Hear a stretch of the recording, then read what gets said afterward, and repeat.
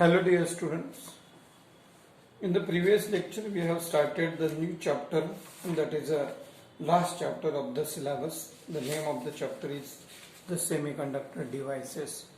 In this chapter we have seen that what is the basics about the semiconductor. Then semiconductor is the between conductor and insulator.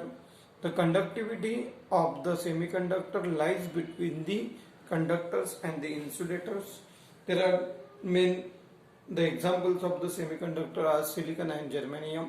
Their valency is about 4. To increase the valency, we can add the external element like a doping element, p-type dope element or n-type dope element to increase the conductivity of the material, because intrinsic semiconductor is the pure semiconductor whose resistivity in the conductivity is very small. So in order to increase the conductivity, we dope some external material in the semiconductor device. Then in that second part, what are the different types of the semiconductor devices? We have seen the first example, that is a rectifier. In that case, we have seen about the half-wave rectifier. What is the rectifier device? Because the AC supply which is generated at the power stations is in the form of the AC. They transmit the signal in the AC till the sub power stations, and at sub power station we need to convert the AC signal into the DC signal 1. So the conversion from AC to DC at various stages can be done by using the rectifier circuits. So there are two types of the rectifier circuits. One is the half wave rectifier and second one is the full wave rectifier. So half wave rectifier, the AC output input cycle, at the output we are getting only the half of the input cycle as it is, therefore it is called half wave rectifier. But half wave rectifier is also not convenient for the domestic appliance use, because only half of the cycle appears at the output. Domestic appliances can be work on the DC voltage only, because we need to supply a continuous source of energy to the appliances. So AC can be converted into DC by using the rectifier. Now in today's lecture we are going to discuss about the second type of the rectifier. The name is full wave rectifier. So in the part of the construction, what is there? So initially we have connected the AC source here. Then it is nothing but it is a transformer part.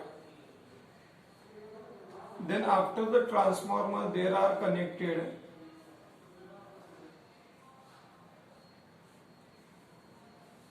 two diodes are connected across the output, and this is nothing but the load. Load is nothing but whatever is the required output which is given here.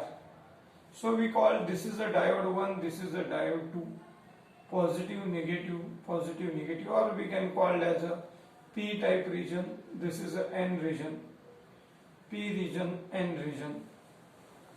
So we call the terminal is the A terminal and the downward one is the B terminal. Now this is about the construction of the PN junction diode, full wave rectifier. We are getting the output at the load resistance. Now what is there in the construction? Then there are two diodes are connected parallel with each other. Here the AC supply source is connected here. How is the nature of the AC? If you plot the graph of AC source of voltage with respect to the time, then how is the nature of the graph?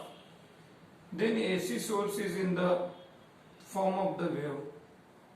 Only the positive cycle is having the power. So how is the nature at the output? This is about the input AC. What about output? If you plot the graph of the output, then how is the working of this full wave rectifier? Then there are two diodes are connected. How is the nature of the AC? One half of the cycle is the positive one, second half is the negative. Now what happens? Suppose the positive terminal is given to the terminal A. So the above diode 1, the P region is connected to positive, and suppose the negative cycle is given at the terminal B, then from this the negative terminal, that is N region, is connected to negative terminal and P region is connected to positive terminal. So diode D1 becomes forward bias. Diode D1 becomes forward bias. At the same time, what about the diode 2? Then the P region is connected to negative terminal and N is connected to positive. So the diode D2 is reverse bias. Simultaneously diode D1 is in the forward bias, at the same time diode D2 is in the reverse bias. So we are getting the output as a positive cycle will appear at the output because the diode D1 is in the forward bias. Now the polarity change. At A terminal we provide the negative cycle 1 and B becomes positive cycle 1. What will happen in that case? In that case, the P region of the diode D1 is connected to negative terminal, N region is connected to positive terminal. So diode D1 becomes a reverse bias. But at the same time, what about diode D2? Then the positive terminal is given to the P region of the diode 2 and N region is connected to negative terminal. So diode D2 becomes forward bias and we are getting the output as it is as a positive cycle. So irrespective of the applied AC current, applied source, irrespective of their polarities, whether they are positive or negative, we are getting the output as it is positive. Again the polarity of the diode change, it becomes positive, it becomes negative.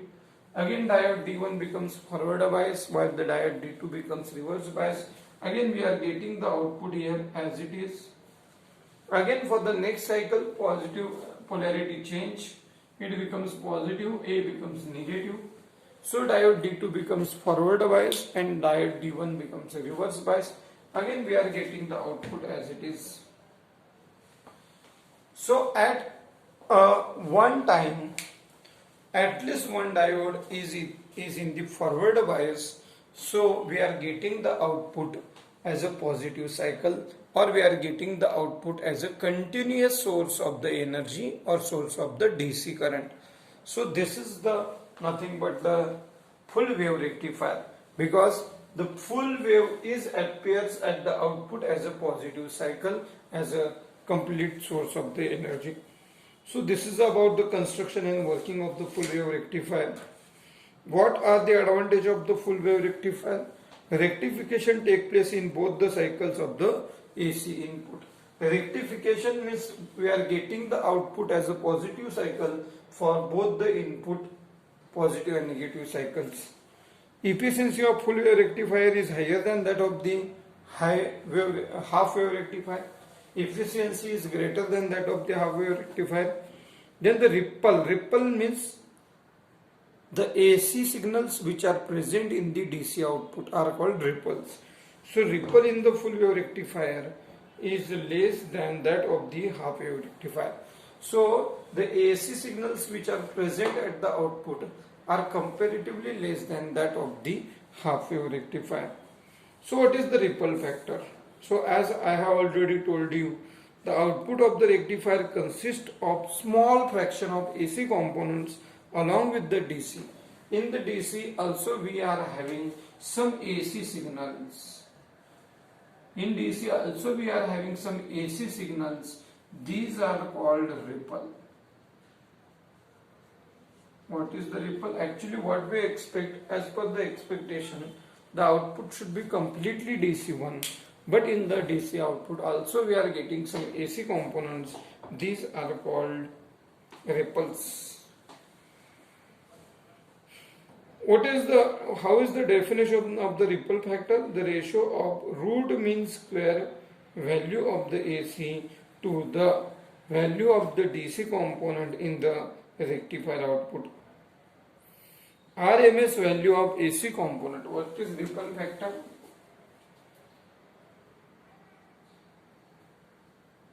Ripple factor is nothing but RMS value of AC component root mean square value of AC component to the ratio of value of DC component divided by DC component.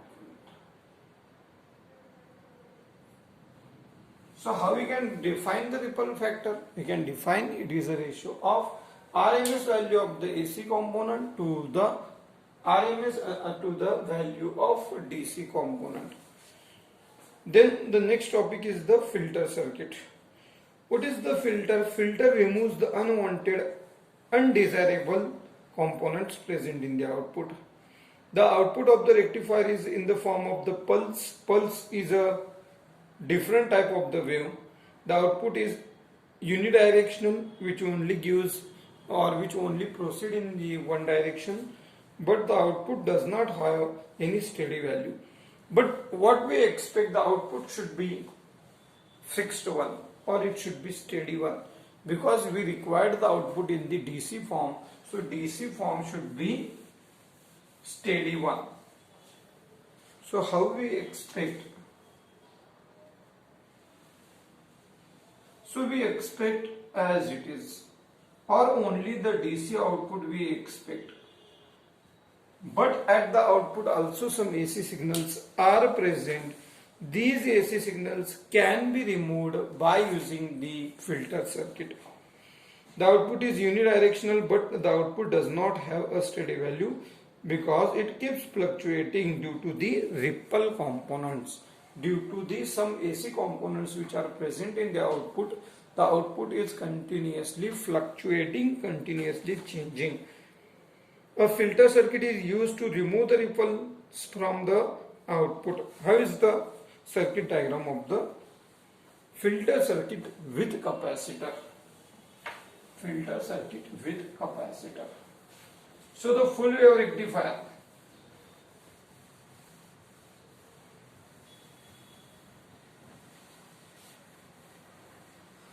Full wave rectifier, this topic is very important according to the exam point of view.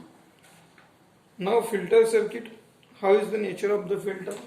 So this is about the AC signal which is given here.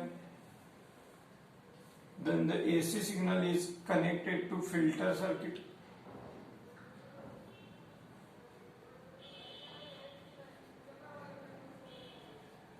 So this is the AC signal which is given to the filter. Sorry, actually it is given to the rectifier, not directly to the filter, but first the component is the rectifier. Then at the output of the rectifier there are some ripple components are present. Then we have connected it to the AC filter circuit. So AC component. So the capacitor component is connected here. Then it is connected to load. So we are getting the output over here.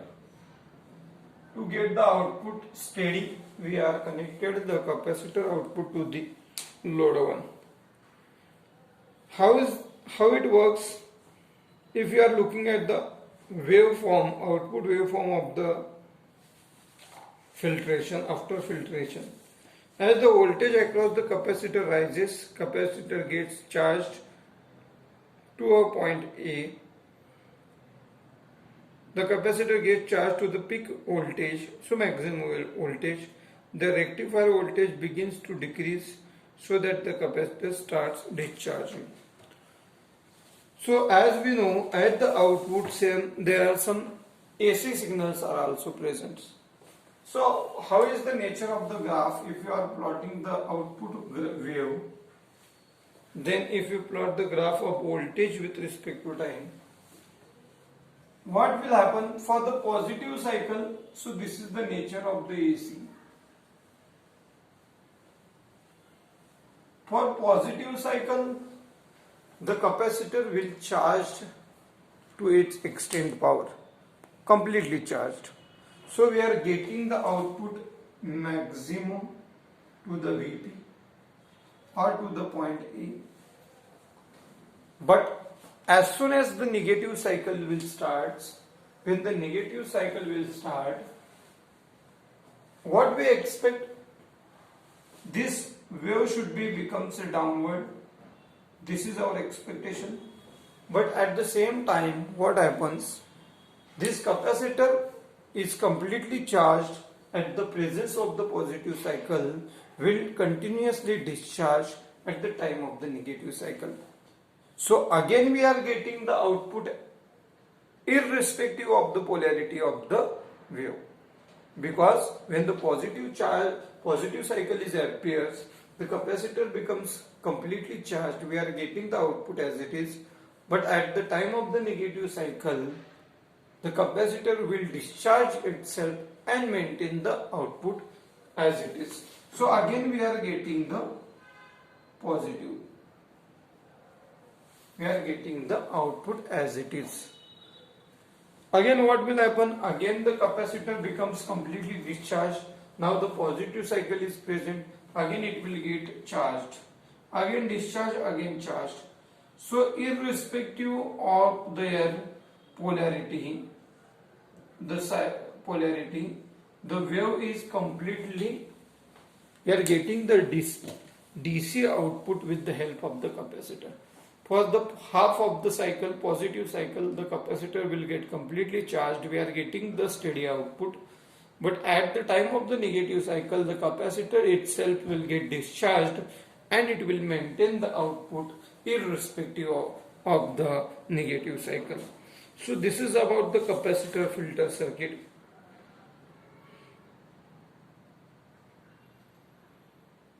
The recharge, again the capacitor will immediately recharge. Again for the next of the negative cycle, it will discharge. The process is repeated again and again, and the output voltage waveform takes the form as we can show here in this diagram.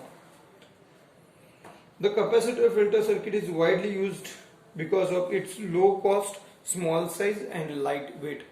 The capacitor filter circuit is regularly used because the cost is very low, small in size, light in weight. Commonly also it is used in battery eliminators. A power supply whose output changes when the load is connected across it is called unregulated power supply. A power supply whose output changes when the load is connected here. Here the load is connected and the output power supply output is changes. This is called unregulated power supply, and when the output of the power supply remains steady even after connecting a load across it. After connecting also the load, if the output does not change, then it is called regulated power supply. So this is about the ripple factor and the filter circuits. After this there are some applications of the diodes. For example, what are the special purpose of these junction diodes like a Zener diode, photodiode, solar cell, light emitting diode. But out of that the Zener diode is not included for this year in the syllabus. This part is excluded from the syllabus. So we can skip the page number 347, the beginning of the topic, 348, 349, 350 till the point is photodiode. After that we have the photodiode for the academic year 2020 and 21.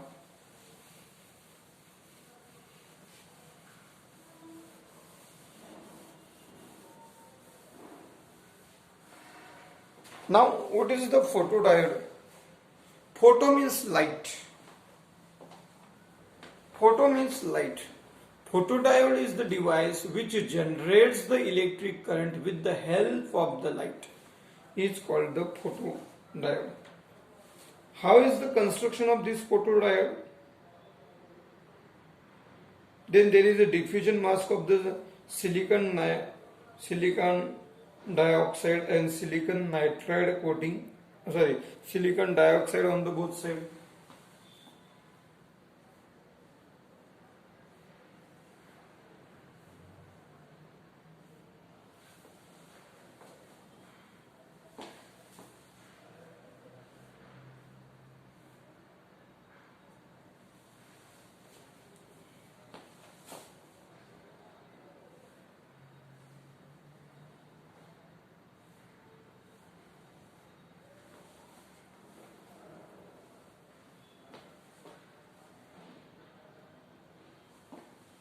So here the coating of some material is also given.